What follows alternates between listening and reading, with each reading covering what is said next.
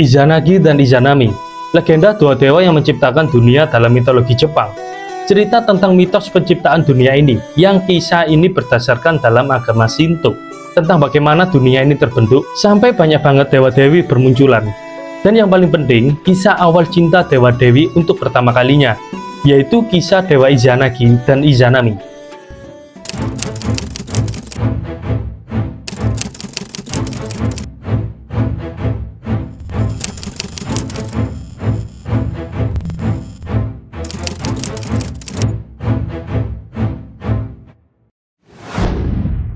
Jadi cerita ini bermula ketika alam semesta ini belum terbentuk cuy. Ketika bumi dan langit masih menjadi satu, atau bercampur semuanya. Jadi semua yang ada di semesta ini masih kelihatan abstrak. Dan yang ada itu cuma satu, yaitu kehancuran atau chaos. Setelah sekian lama dalam kekacauan itu, langit dan bumi mulai terpisah cuy. Dan terbentuk dengan sendirinya. Bagian partikel yang ringan naik ke atas yang membentuk langit. Dan bagian partikel yang berat berkumpul membentuk bumi. Tapi bumi saat itu masih diselimuti air dan daratan belum ada. Nah kan saat langit mulai terbentuk dan cahaya mulai masuk menyinari bumi, saat itu terciptalah 5 dewa kuno. Tapi terciptanya 5 dewa ini nggak barengan cuy. Pada awalnya itu hanya tercipta 3 dewa dulu, yaitu Ame no Minaka Nushi no Mikoto, Takami Musubi no Mikoto, dan Kami Musubi no Mikoto. Ketiga dewa tersebut disebut dengan dewa pencipta. Kemudian setelah itu 2 dewa tercipta dengan cara penciptaan yang sama. Penciptaan dewa tersebut tercipta secara bergantian, dan akhirnya terciptalah Dewa Izanagi dan Izanami. Dewa Izanagi, laki-laki yang tampan dan sangat tenang, dan Dewi Izanami, perempuan yang wajahnya menawan. Bahkan Izanami juga dianggap sebagai salah satu dewi ciptaan ilahi yang paling cantik cuy. Mereka berdua kemudian diberikan tugas oleh dewa kuno untuk mengisi bumi tersebut dengan berbagai ciptaannya. Untuk membantu mereka dalam misi tersebut, dewa tertinggi mempersembahkan tombak dari surga kepada Izanagi, yang dikenal sebagai Ame no Nuboku. Senjata yang dihiasi dengan permata yang berharga dan kuat. Kekuatan tombak ini sangat luar biasa cuy.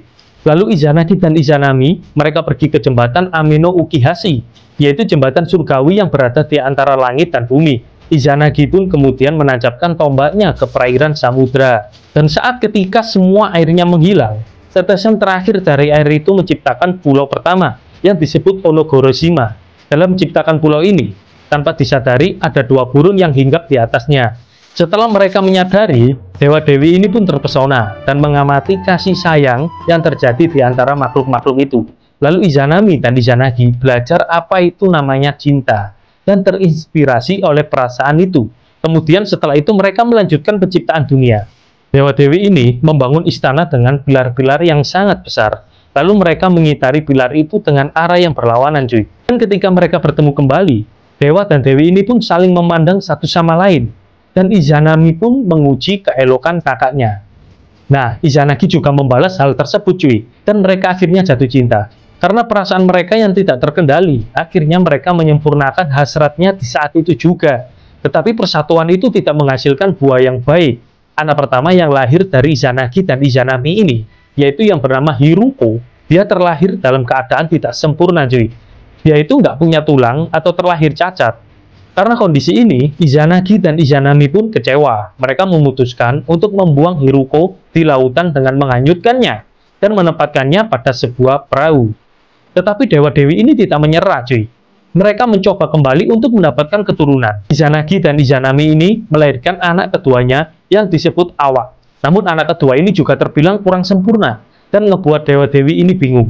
Kenapa keturunannya nggak ada yang sesuai dengan keinginan mereka berdua?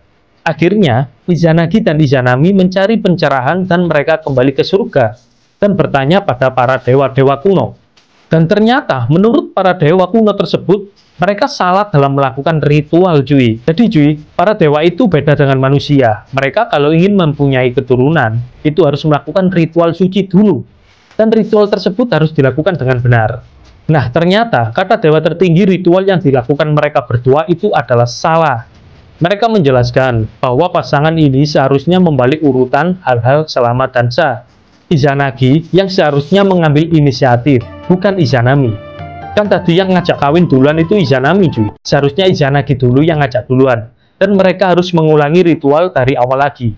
Izanagi dan Izanami pun akhirnya kembali lagi ke bumi. Mereka kemudian mengitari pilar itu lagi, dan ketika mereka bertemu, Izanagi lah yang ngomong duluan, baru Izanami. Mereka akhirnya berhasil menciptakan pepohonan, gunung, angin, dan sungai. Izanagi dan Izanami hidup dengan bahagia, dan melahirkan banyak banget dewa-dewi. Sampai akhirnya mereka melahirkan dewa api, yang bernama Kagutsuchi. Namun naasnya cuy, saat Izanami melahirkan Kagutsuchi, ia malah ikut terbakar api anaknya sendiri. Itu dikarenakan Kagutsuchi itu kan seluruh tubuhnya terbakar dan sangat panas. Jadi dia tanpa sengaja juga ikut membakar ibunya sendiri. Izanagi tentunya nggak tinggal diam dan berusaha untuk menyelamatkan istrinya. Namun nggak ada yang bisa menghentikan kobaran api Kagutsuchi ini cuy. Maka Izanami pun meninggal dalam terbakar api anaknya sendiri. Izanagi setelah melihat kematian Izanami, saat itu juga kemarahan Izanagi tak tertahan lagi. Dia awalnya memandang Kagutsuchi yang masih bayi, dan kemudian melampiaskan amarahnya ke Kagutsuchi. Izanagi membunuh anaknya itu yang baru lahir dengan cara memotong-motong bagian tubuhnya, sehingga terpotong jadi 8 bagian. Dan 8 bagian ini akhirnya membentuk gunung berapi. Izanagi yang tidak bisa hidup tanpa kekasihnya, memutuskan untuk mengejarnya ke Underworld, atau disebut dengan Yomi. Nah, saat Izanagi memasuki Yomi, dia menghadapi kegelapan yang mengerikan cuy. Setelah berkeliling selama waktu yang cukup lama, kemudian dia pun menemukan kekasihnya itu. Tapi saat itu, di sana nggak bisa ngelihat satu sama lain, karena kan di sana gelap banget cuy. Nggak ada pencahayaan sama sekali. Izanagi mengajak Izanami untuk kembali ke dunia bumi. Tapi Izanami menolak, karena dia udah makan makanan dari alam Yomi. Sekarang Izanami sudah terikat dengan alam Yomi. Izanami juga memperingati Izanagi untuk tidak melihat dirinya. Tapi Izanagi yang termakan oleh keinginannya untuk melihat kekasihnya lagi. Maka saat itu Izanagi menyalakan api kecil dan dia kaget banget cuy. Ngelihat Izanami menjadi mayat yang membusuk. Yang dulunya sangat cantik, sekarang jadi buruk rupa. Pemandangan sosok istri yang menyeramkan tersebut bikin Izanagi ketakutan. Dan Izanagi yang tidak tahan dengan penglihatannya ini langsung memutuskannya untuk pergi meninggalkan istrinya. Istrinya yang merasa dikhianati akhirnya murka. Dan saat itu juga Izanami menyuruh iblis-iblis dari Yomi untuk mengejar Izanagi.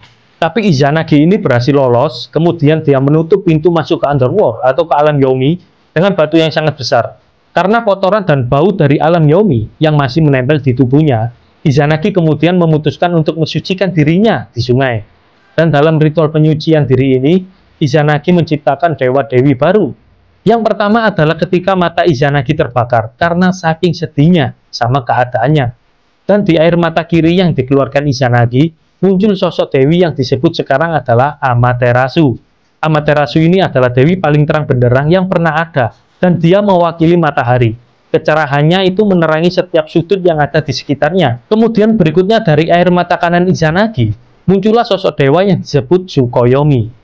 Meskipun nggak seterang kakaknya, yaitu Amaterasu, tapi Tsukuyomi ini punya kecerahan yang lembut, dan dia mewakili bulan itu sendiri. Terakhir, air yang menetes dari hidung Izanagi melahirkan dewa yang disebut dengan Susanoo. Susanoo ini sekarang dikenal sebagai dewa petir dan juga lautan. Setelah ini, Izanagi dan Izanami tidak pernah bertemu lagi cuy. Tahun demi tahun berlangsung, mereka semakin jauh. Cinta di antara keduanya berubah menjadi kepahitan.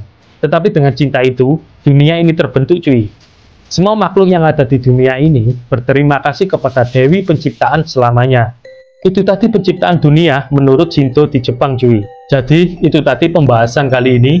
Jika ada masukan, tulis aja di kolom komentar. Jangan lupa like, share, dan subscribe. Kita bertemu di video selanjutnya.